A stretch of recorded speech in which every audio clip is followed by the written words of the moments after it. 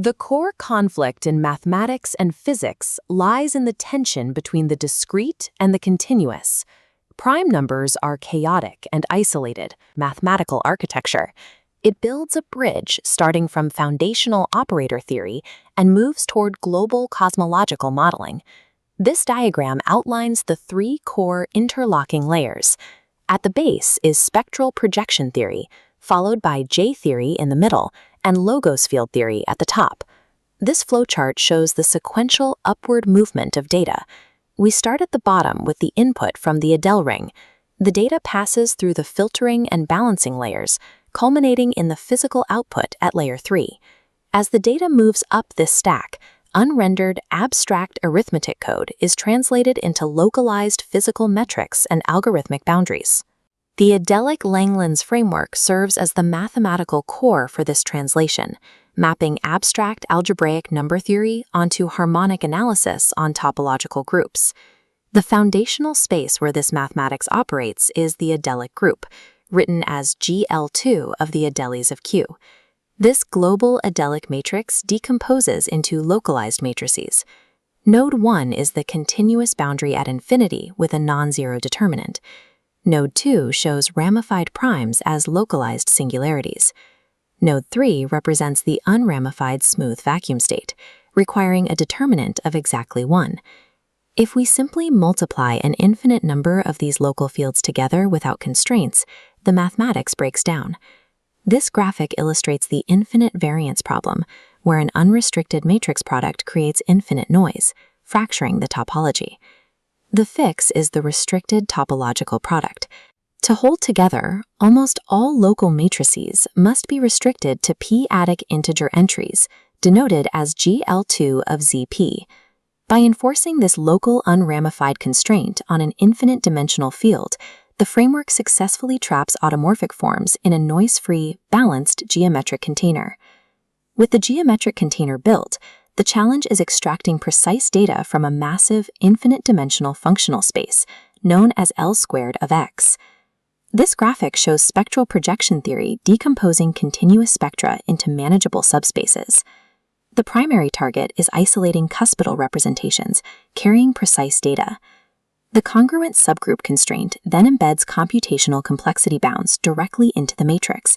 The bottom left entry must be divisible by the global level n. Once a representation is isolated, its global volume and boundaries must be preserved against local modifications. This is the role of J-theory. This diagram illustrates the mechanism of stability. The central formula shows a restricted tensor product factorization, breaking a global representation down across all local prime places. J-theory evaluates geometric invariant theory wall crossings to test the stability of these local factors against deformations. J-theory ensures that altering data at a single localized prime does not cause the global volume of the mathematical variety to collapse. This table shows the master translation dictionary of the Langlands program, translating abstract arithmetic structures on the left into continuous harmonic waves on the right. The macro symmetry is clear.